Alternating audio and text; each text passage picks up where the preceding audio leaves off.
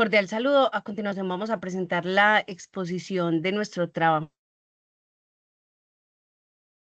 curricular. Las participantes somos Jady Milena Jiménez y Mercedes Mosquera Medina. Vamos a iniciar entonces con la evolución del concepto curricular, todo lo que tiene que ver con nuestra introducción, que es el proceso de transformación, pensándonos en que en el modelo tradicional, que hablamos de listas taxonómicas de contenido, racionalidad instrumental, manual estético, y lo que pretendemos es construir un dispositivo vivo, partiendo del Currere de Pinar 2016, que es la conversación complicada, y principios de realidad, que es la separación entre el programa normativo y la programación de aula situada, y el motor de emancipación, que es la humanidad y la equidad. Tenemos entonces lo que es el mapa conceptual, el cual da a conocer nuestro elemento como innovación en el contexto educativo. Tenemos entonces desde la innovación curricular una propuesta transversal, que es el modelo curricular flexible y participativo. ¿Esto a qué nos lleva? A sustituir todo lo que es la estructura homogénea por un diseño virtualizado.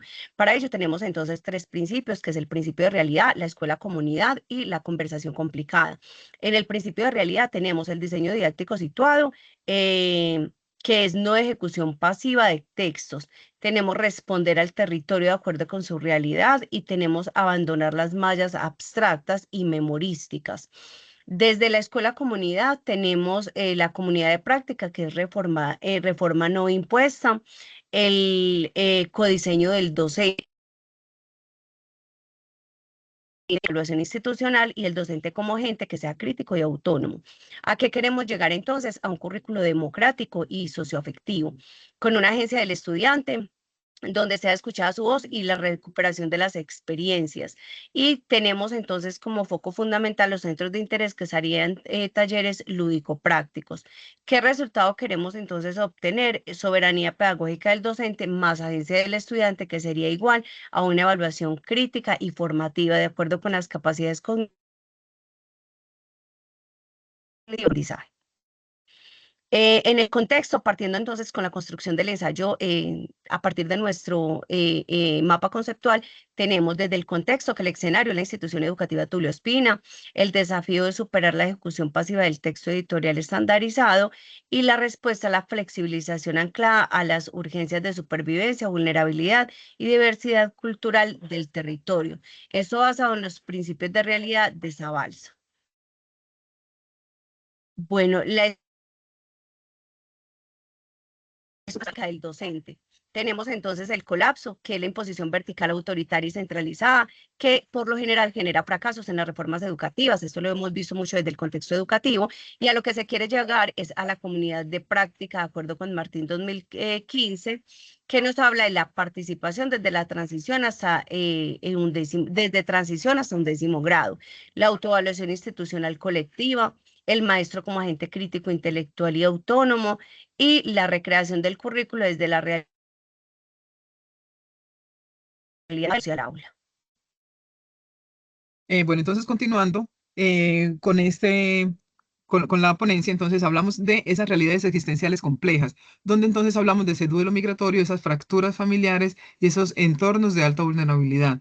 Eso nos lleva entonces a buscar esas estrategias metodológicas activas, como los centros de interés, talleres lúdicos y aprendizaje interactivo y cooperativo, buscando entonces esa reconstrucción de la experiencia, recuperando la voz y la subjetividad y el desarrollo de la capacidad de. Bueno, tenemos entonces tres fuentes interconectadas del currículo. Uno entonces es ese socioterritorio, es el contexto, que estamos ubicados en la ciudad de Medellín, en la zona céntrica. Tenemos entonces que está la psicología afectiva, que son esas realidades de los estudiantes, desde esa parte emocional y esas dinámicas familiares. Y tenemos la pedagogía pues de los docentes, que es donde nos van a aportar esa soberanía y autonomía frente a esas experiencias que se van a trabajar, a esas experiencias que se van a tener con los estudiantes, diseñando y autoevaluando como toda esa transición hasta un 10º. Entonces tenemos esos intereses del contexto versus los estudiantes. Entonces tenemos el cable a tierra, ¿cierto? Entonces es ese abandono de la memoria rígida a los contenidos que responden directamente a las urgencias, y la escuela deja de ser un espacio aislado para ser un reflejo vivo del entorno. Lo que buscamos entonces es ese espacio humanizante, donde esa ruptura con el entretenimiento técnico pasivo, donde se recupere esa voz del estudiante y donde haya un procesamiento seguro de su realidad. Tenemos entonces una matriz diagnóstica para el reto, ¿cierto?, del siglo 2021, del siglo XXI, perdón. Tenemos entonces la dimensión. Entre las dimensiones tenemos estructura curricular, gestión y cambio, rol del docente.